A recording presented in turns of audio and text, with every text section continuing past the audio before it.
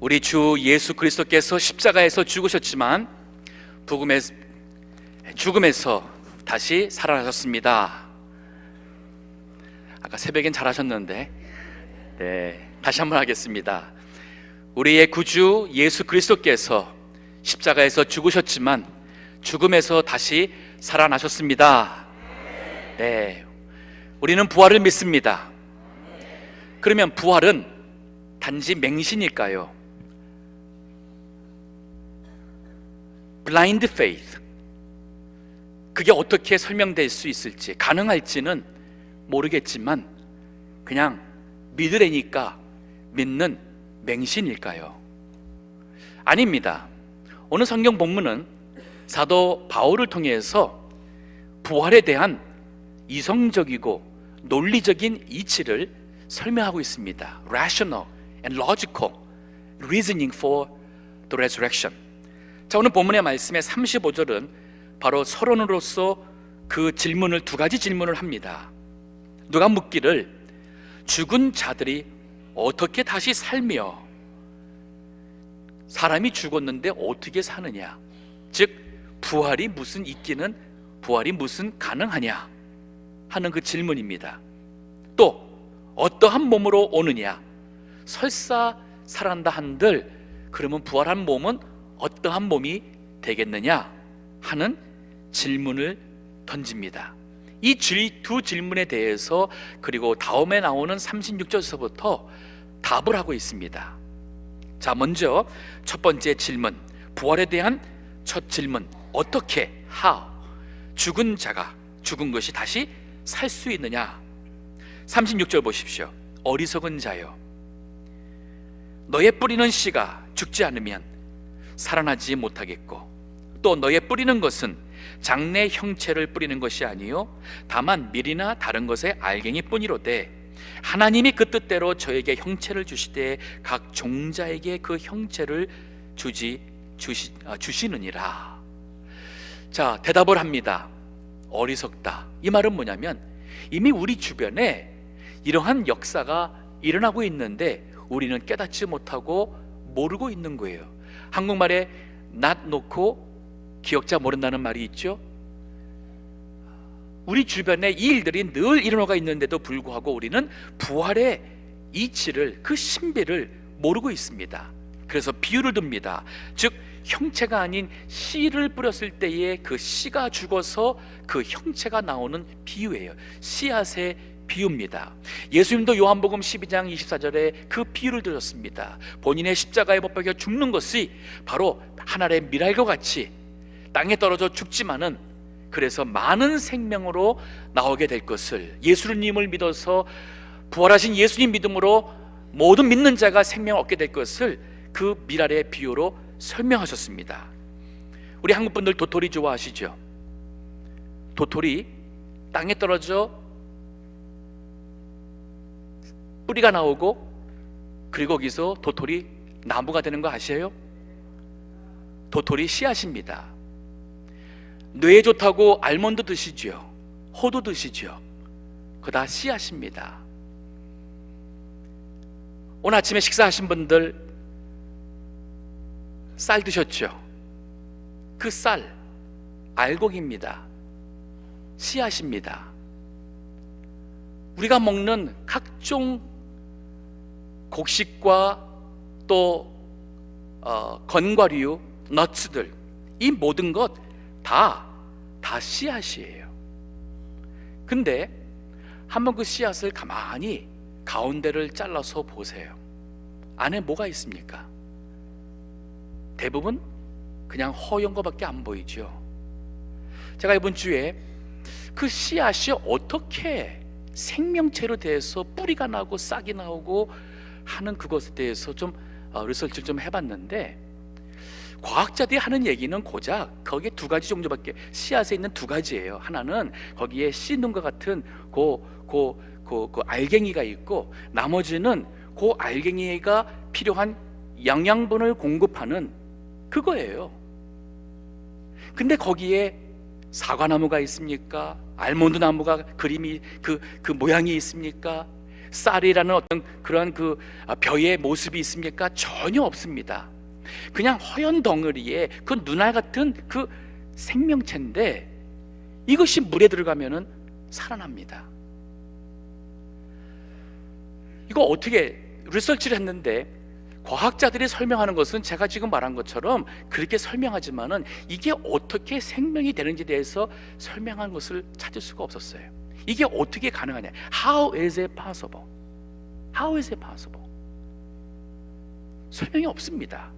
즉, 그 설명은 하나밖에 없어요. 38절에 하나님이 그 뜻대로 저에게 형상을 주시되, 그렇습니다. 우리가 과학자들이 보는 것은 관찰입니다. Observation, what is happening. 즉 뭐가 일어나는 것을 관찰했어요. 씨를 심었더니 씨앗이 그것이 그 싹이 나갈 때는 그 씨가 쭉 오그라지면서 점점 죽습니다.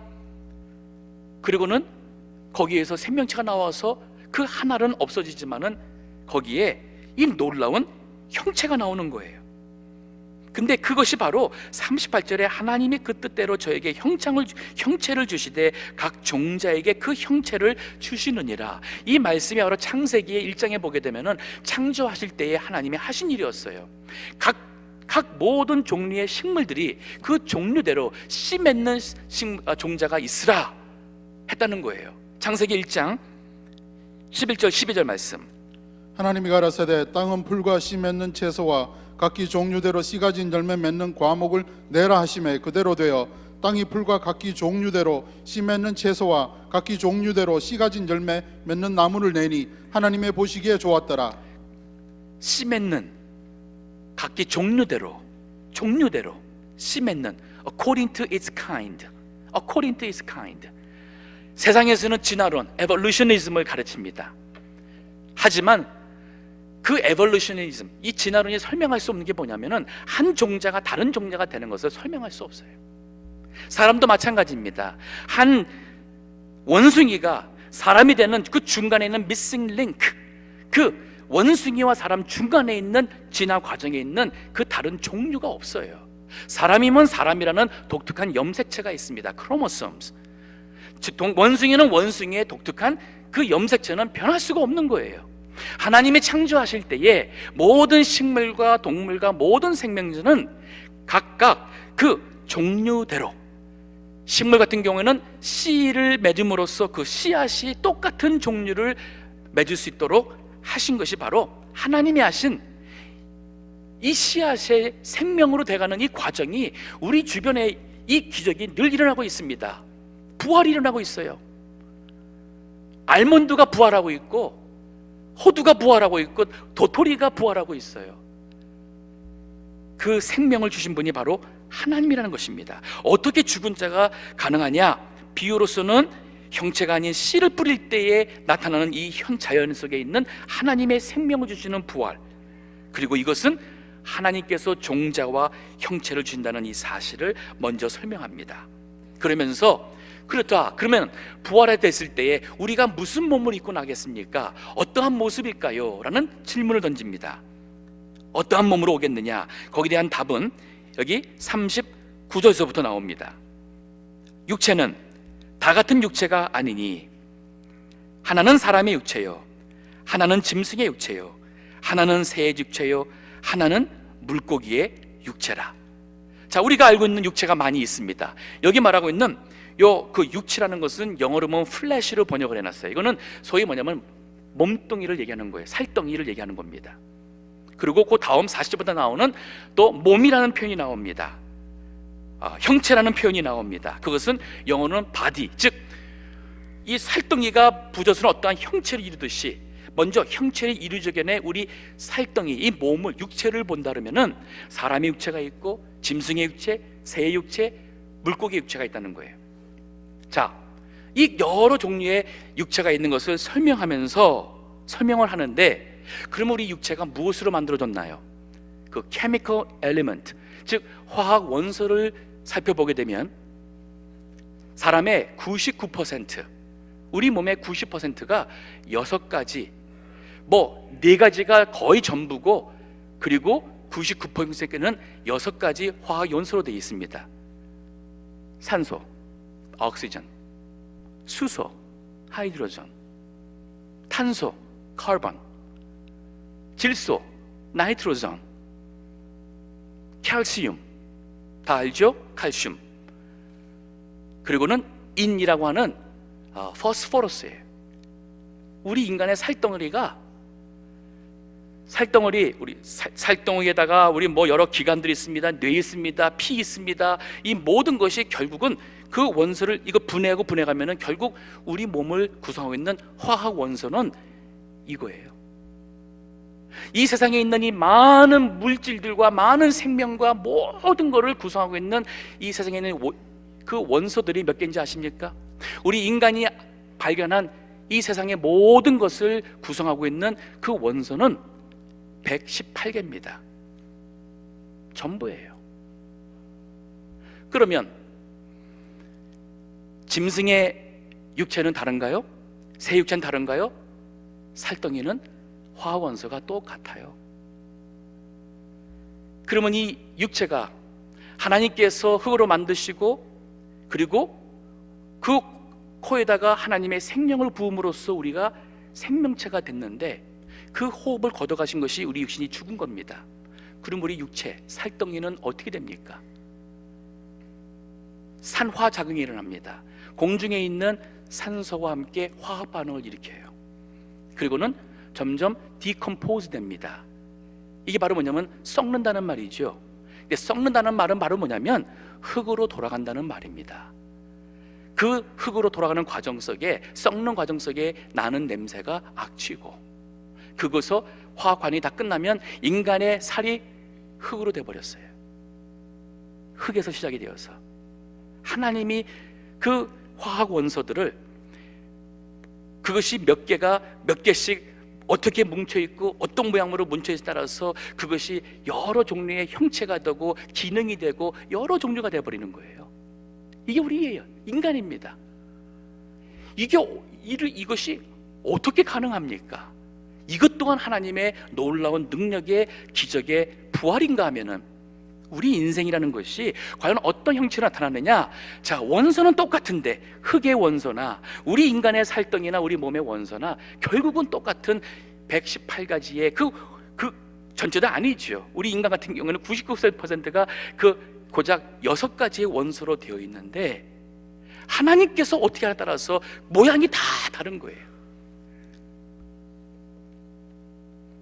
얼마나 신비합니까? 창세기 3장 19절의 말씀 보면은 하나님께서 너는 흙이니 흙으로 돌아가라 하는 말씀을 하셨어요. 읽어주세요.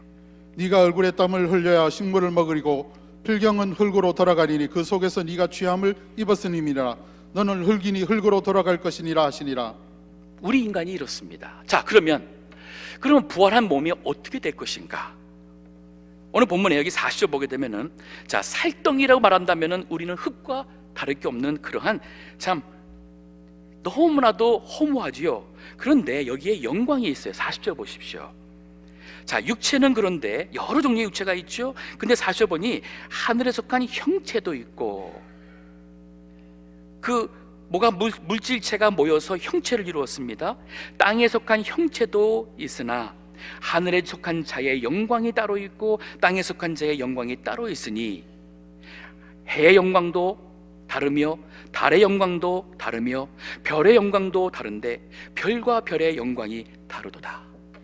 하나님의 창조하신 이 모든 만물을 보니까 어쩌면 그렇게 더 다른지 모르겠어요.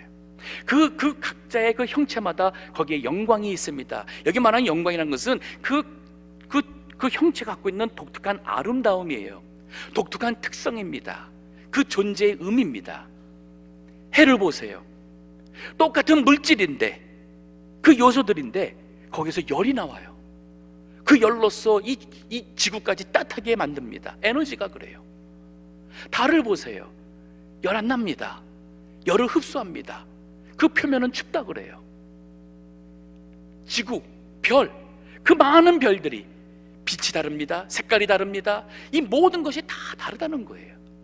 이게 얼마나 놀랍습니까? 그러면 사람은 어떤가요? 우리 사람도 달라요. 남자가 있고 여자가 있죠. 각자의 모든 개성과 각자의 모든 재능이 있죠. 이 놀라운 영광들. 자, 그런데 이 놀라운 영광이 있는데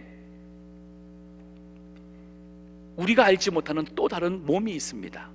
그게 바로 예수님의 몸이에요. 부활하신 예수님의 몸. 성경에 보면은 요한복음 20장 20절 그리고 26절에 보게 되면은 예수님께서 부활하신 그날 저녁에 제자들에게 나타나셨습니다. 제자들은 무서워서 마가야 다락방에 문을 다 닫고 있었습니다. 근데 갑자기 주님이 나타났어요. 어떻게 들어왔어요? 그러면 영이죠, 사람이 아니죠. 그것을 의심하는 제자들을 위해서 예수님께서 니들이 먹을 것이 있느냐 달라 그러면서 먹을 것을 주니까 마른 생선을 드셨어요.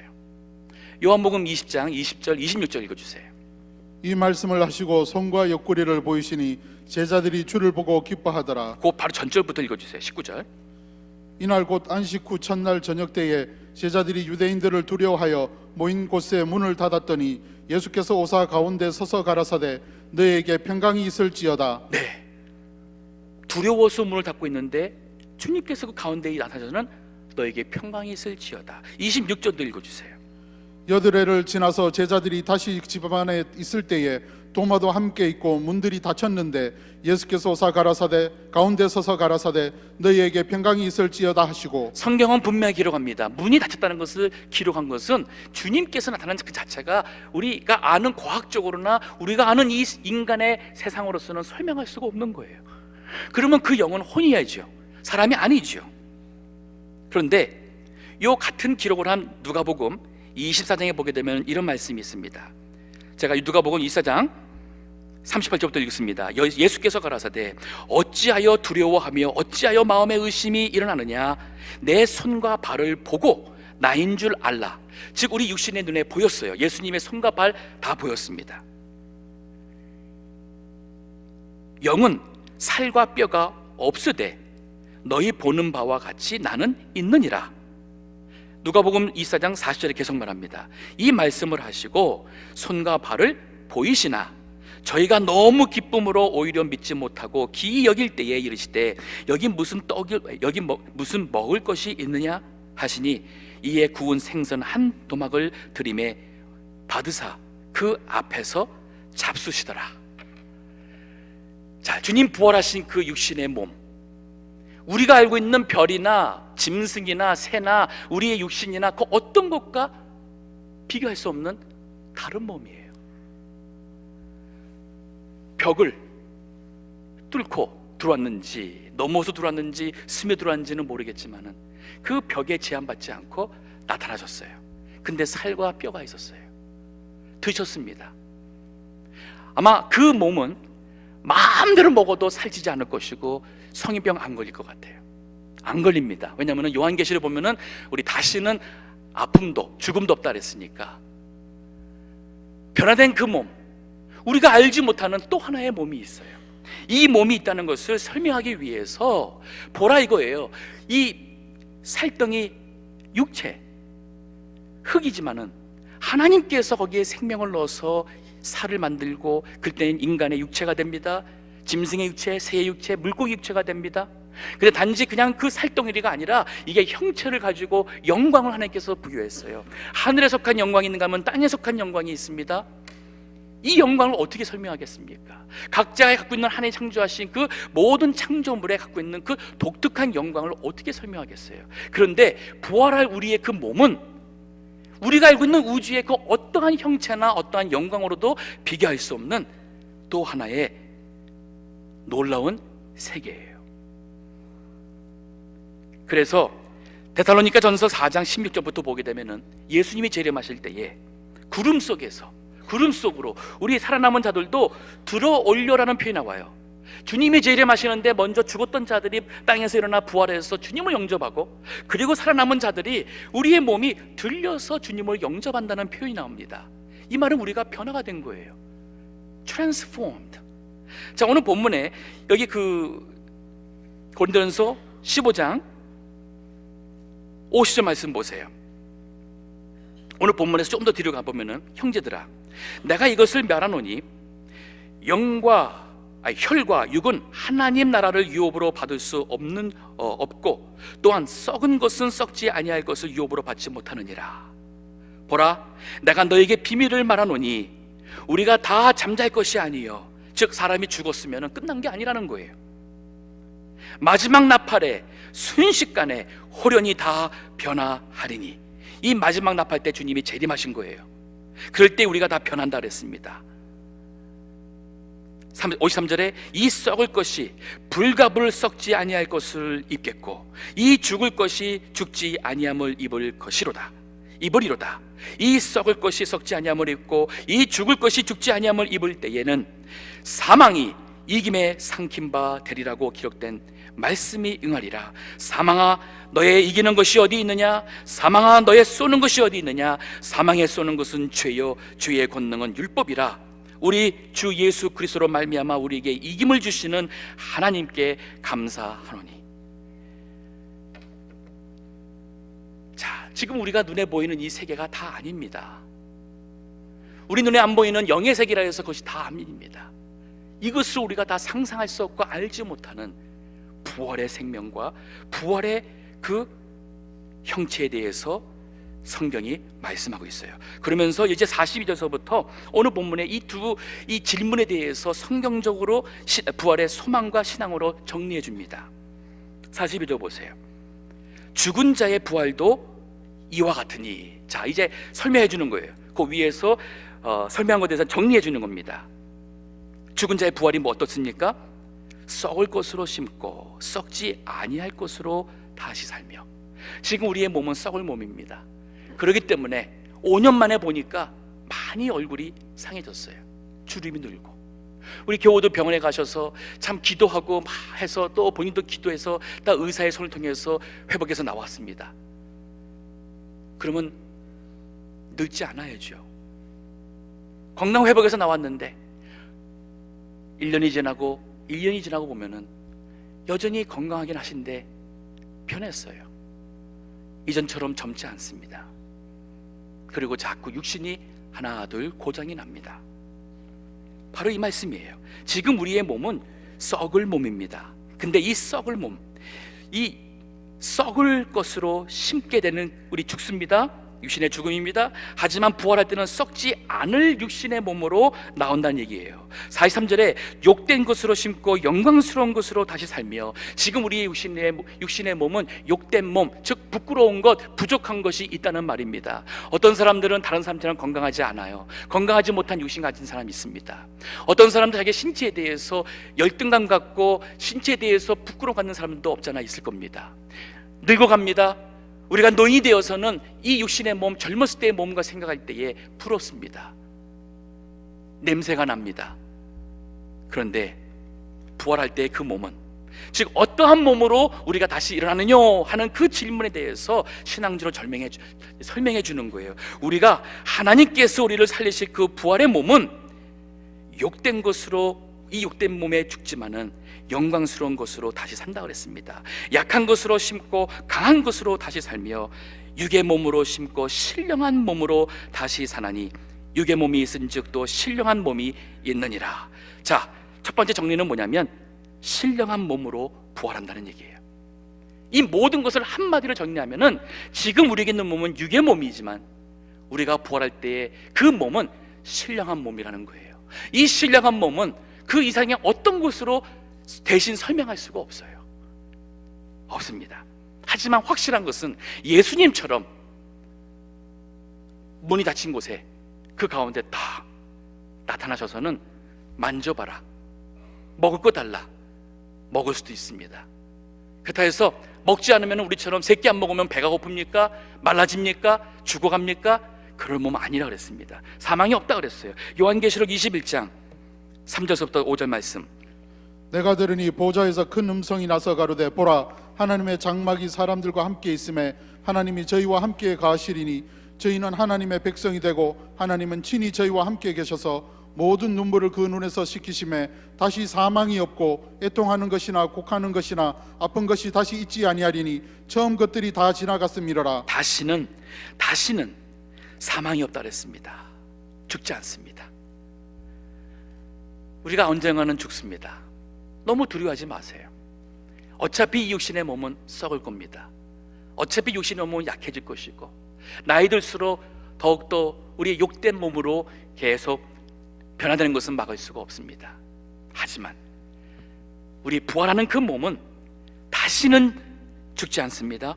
애통하는 것이 없다 그랬습니다. 왜? 슬플 일이 없을, 병도 없을 몸이기 때문에 그렇습니다. 곡하는 것이나 아픈 것이 다시 있지 아니한다 그랬어요. 우리 교우들 많이, 여러분들께서 많이 아프십니다. 아프셔서 병원에 계시고 양로원에 계시고 혹은 집에서 거동할 수가 없어서 교회 못 나오신 분들도 계십니다. 아마 이 자리에도 몸의 역함 때문에 참 살아가는 것이 힘드신 분도 있을 거예요. 그러나 우리는 이 육신의 생명을 위해서 예수 믿는 거 아닙니다. 우리의 소망이 육신의 생명 갖고는 이 세상에 있는 것이 아니에요. 우리의 소망은 천국에 있습니다. 우리의 소망은 이 죽을 몸이, 썩을 몸이 죽어서 썩지 아니할 몸으로, 신령한 몸으로 살아날 것을 우리는 믿습니다. 그 믿음 가지고 힘내세요. 그 믿음 가지고 하나님을 바라보시며 기도하십시오. 혹시 주님이 오늘 데려가신다면은 내가 주님 앞에 설 때 부끄러움 없는 그런 믿음의 사람이 되겠다는 믿음으로 생각하며 기도하며 살아가야지, 아프다고 위축되지 마십시오. 약하다고 낙심하지 마시고, 건강한 사람 부러워할 필요 없어요. 건강한 사람도 사고로 먼저 세상 떠날 수도 있는 것이 이 세상의 이치입니다. 자, 그런가 하면은 오늘 본문에서 마지막으로 우리 부활의 소망과 신앙을 정리해 주는데, 예수님의 형상의 몸을 입을 것을 설명하고 있습니다. 43절 보십시오. 45절입니다. 기록된 바 첫사람 아담은, 이건 창세기 나오는 아담입니다, 산영이 되었다 함과 같이 하나님께서 코에 생명을 부니 산영이 되었다는 말씀이 있었어요. 즉 육신의 생명이 시작이 되었습니다. 마지막 아담은, 이건 바로 예수 그리스도예요. 살려주는 영이 되었나니, 즉 범죄함으로 우리가 죽었어요. 근데 예수님이 십자가에서 죽으심으로 부활하심으로 믿는 자에게 그 영을 다시 살려주는 영이 되었다는 얘기예요. 우리 예수님은 둘째 아담으로서 살려주는 영이 되셨는데, 46절에 그러나 먼저는 신령한 자가 아니요, 즉 아담은 신령한 자가 아니고 육 있는 자요, 그 다음 예수님은 신령한 자니라. 첫 사람은 땅에서 났으니, 즉 아담이죠, 흙에 속한 자이거니와 둘째 사람은 예수님입니다. 하늘에서 나셨느니라. 무릇 흙에 속한 자는 저 흙에 속한 자들과 같고, 무릇 하늘에 속한 자는 저 하늘에 속한 자들과 같으니, 우리가 흙에 속한 자의 형상을 입은 것 같이 또한 하늘에 속한 자의 형상을 입으리라. 우리 지금 아담의 그 형상을 입고 있습니다. 흙의 형상의 육체를 갖고 있어요. 그러나 이 하늘에 속한 자 예수 그리스도의 형상을 우리가 입으리라 그랬습니다. 과연 우리가 부활할 때 어떠한 몸으로 나올 것인가? 예수님 보면 돼요. 부활하신 예수님, 그 형상을 입는다 그랬습니다. 오늘 본문의 말씀에 대한 보충 설명이 같은 장 고린도전서 15장 20절부터 보면 또 있습니다. 이렇게 말합니다. 그러나 이제 그리스도께서 죽은 자 가운데서 다시 살아 잠자는 자들의 첫 열매가 되셨도다. 사망이 사람으로 말미암았으니 죽은 자의 부활도 사람으로 말미암는도다. 아담 안에서 모든 사람이 죽은 것 같이 아담의 후손들은 범죄함으로 원죄로 인해서 다 죽어서 이 세상에 태어났고, 그 육신의 생명은 이 세상에서 결국은 70년 80년이면 죽게 되는 것이 바로 이 말씀이에요. 그런데 그리스도 안에서 모든 사람이 삶을 얻으리라. 그러나 각각 자기 차례대로 되리니 먼저는 첫 열매인 그리스도요. 첫 열매라는 것은 그 다음에 나오는 열매들도 똑같은 모습이 될 겁니다. 다음에는 그리스도 강림하실 때에 그에게 붙은 자요. 주님이 재림하실 때에 이미 죽어서 천국 가신 분들, 영은 천국에 가 있지만은 육신의 부활은 주님이 재림하실 때에 일어납니다. 그들이 육신이 일어나서 그 몸이 부활을 해가지고 주님을 영접하게 될 것이고, 살아남은 사람들은 변화되어서 공중에서 주님을 영접하게 되는 그 부활을 여기서 말씀하고 있어요. 그 후에 나중이니 저가 모든 정사와 모든 권세와 능력을 멸하시고 나라를 아버지 하나님께 바칠 때라. 여기 말하는 맨 마지막은 최후의 심판 때, 그때는 구원받지 않은 사람들도 육신이 부활합니다. 예수 안 믿고 죽으면 끝인 거로 생각한다면 착각이에요. 영혼은 죽지 않습니다. 예수님 믿은 사람은 생명의 부활로 천국에 가지만, 예수님 믿지 않고 구원받지 못하고 죽은 사람들은 그 육신이 부활하여서 지옥으로, 그 벌의 지옥으로 가게 된다고 성경이 기록하고 있습니다. 자, 우리 예수님의 부활 믿습니다. 그 이유는 예수님께서 살아나신 것을 제자들이 보았고 들었고 그리고 증거했습니다. 그리고 그것이 허망한 믿음이 아니라 하나님께서 행하시는 일이었고 하나님께서 능히 하실 수 있는 것임을 보여주었습니다. 우리 주변에, 자연 속에 이 생명의 부활은 언제나 늘 일어나고 있는 것이고, 바로 그 생명의 부활의 열매가 되는 씨를 우리는 먹으면서 우리의 육신의 생명을 삼고 있어요. 그리고 그 부활체는 지금 우리가 알고 있는 그러한 형체와 비교할 수 없는, 알 수 없는 신령한 몸이 될 것입니다. 그 몸은 바로 부활하신 예수님의 그 몸, 하늘에 속한 그 형상의 몸을 입게 될 것입니다. 말씀을 결론 내리겠습니다. 고린도전서 15장 이 부활장의 마지막 구절로 결론을 짓겠습니다.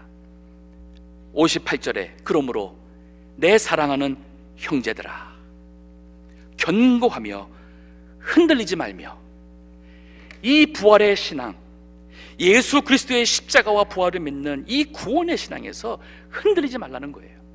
견고하게 서서 흔들리지 마세요. 누가 시험을 준다 해서 시험에 걸려서 교회에 떠나지 마세요. 누가 유혹한다 해서 그 유혹에 져서 죄를 범하지 마세요. 우리가 이 지금 눈에 보이는 이 세상과 비교할 수 없는, 이것으로 설명할 수 없는 이 신령한 세계의 그 신령한 몸과 그리스도의 형상을 입을 그 소망을 가진 사람들인데, 어떻게 우리가 이 세상에 이 일에 시달리며 일로 인해서 우리가 흔들리고 믿음이 넘어져야겠습니까? 견고하며 흔들리지 말며 항상 주의 일에 더욱 힘쓰는 자들이 되라. 항상이에요. 이 말을 보면 더욱이라는 얘기면은 작년보다는 올해가 더욱이에요. 올해보다는 내년이 더욱 주님 위해서 주의 일을 위하여 힘쓰는 자가 되는 것입니다. 이 주님의 일이라는 것은 바로 생명의 일입니다. 하나님을 예배하는 일입니다. 하나님이 기뻐하시는 일을 위하여서 사는 것이 바로 주님의 일이에요. 왜 그러냐? 왜 이렇게 해야 되느냐? 이는 너희 수고가 주 안에서 헛되지 않은 줄을 알미니라. 우리 인생에 헛되지 않은, 영원히 남는 것은 십자가의 부활의 예수 그리스도를 믿는 믿음으로 견고하며 흔들리지 아니하며 주의 일에 열심히 힘쓰는 자가 될 때에 우리의 인생은 마치 하늘의 미라의 땅에 떨어져 죽음으로써 부활체로 살아날 때에 많은 열매를 맺는 그러한 신령한 우리의 모습, 신령한 소망이 될 것입니다. 기도하겠습니다.